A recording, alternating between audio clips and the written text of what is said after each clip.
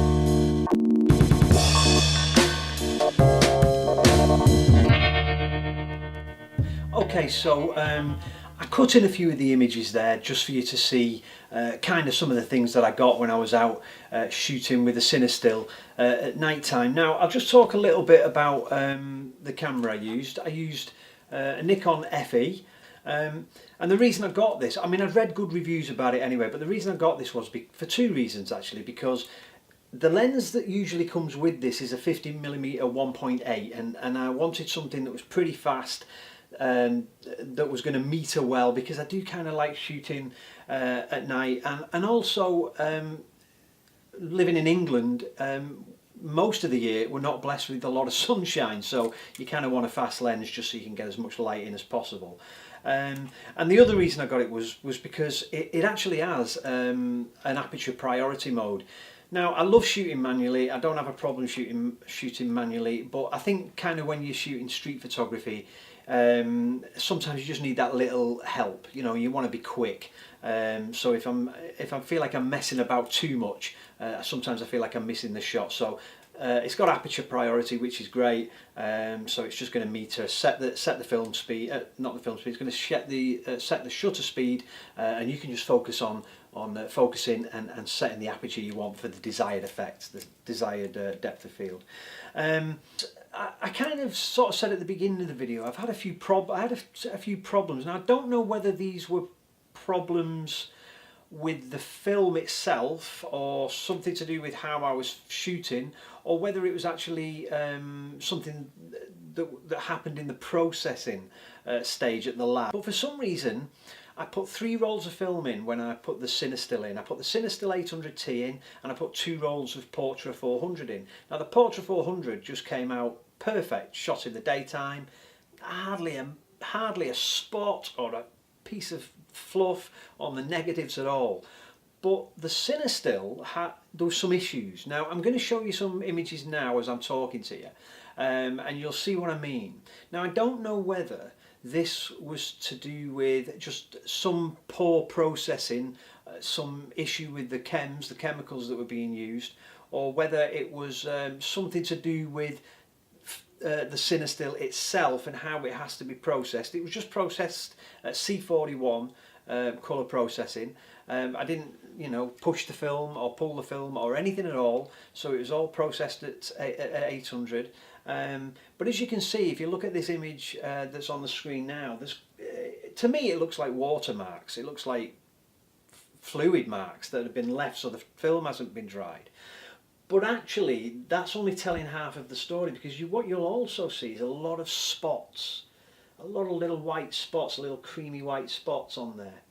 Now I did actually put this image on Twitter, and got a good response from a couple of people who I follow and luckily enough follow me, and they kind of sort of almost all said the same thing. And the thing is with film is that often you don't kind of know why you're having a particular issue. You sort of, you need to sort of ask the community, get out there and sort of see what people think. Now, pretty much the consensus was that this looked like a mixture of either something amiss in the chemical processing, or more likely that the film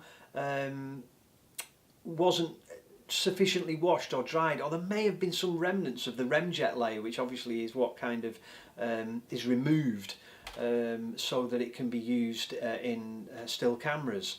I'm sort of none the wiser, although I did get a good bit of advice, and that was to just soak soak some of the negatives, the particularly bad ones, soak some of the negatives in warm water and just see if I can kind of clean that negative, because you can actually see specifically with that image that we just had a look at, that something's sitting on the surface of the negative.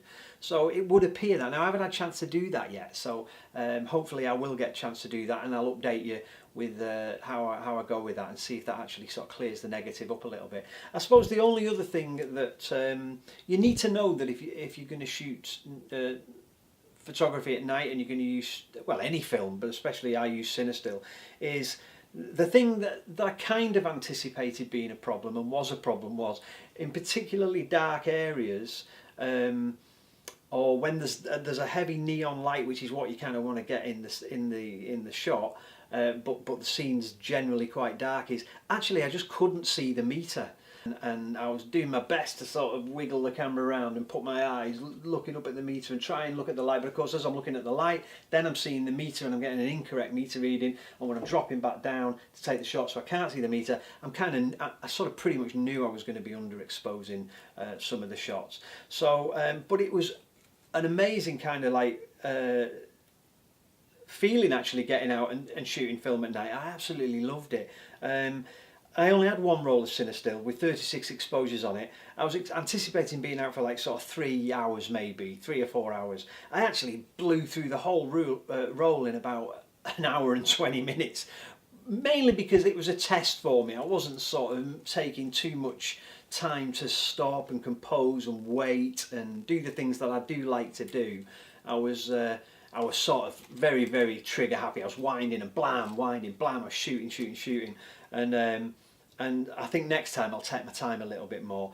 So there were areas of the city that I wanted to go and shoot in, and I didn't actually have any shots left, so I sort of finished the roll and came home. But anyway, there's some of the things that I had problems with. So metering was a big issue, seeing the meter.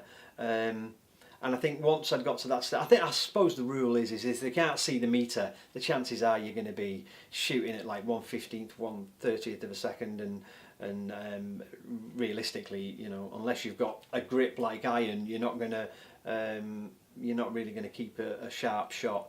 But give it a go. It was really worth it. I'm going to buy a couple more rolls. I'm actually going to buy some rolls on medium format to try it out on medium format. On my Mamiya 645, well, that'll be a different video. I hope you've enjoyed the video. Please like, please subscribe, please leave comments if you've got any suggestions, or you've seen this before in some of these images, or you've just got any tips, or you want to ask me anything.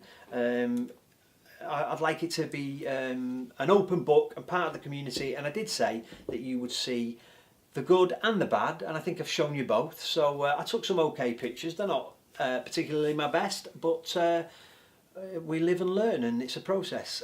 So thanks for watching. I'll see you next time, and look after yourselves and take care.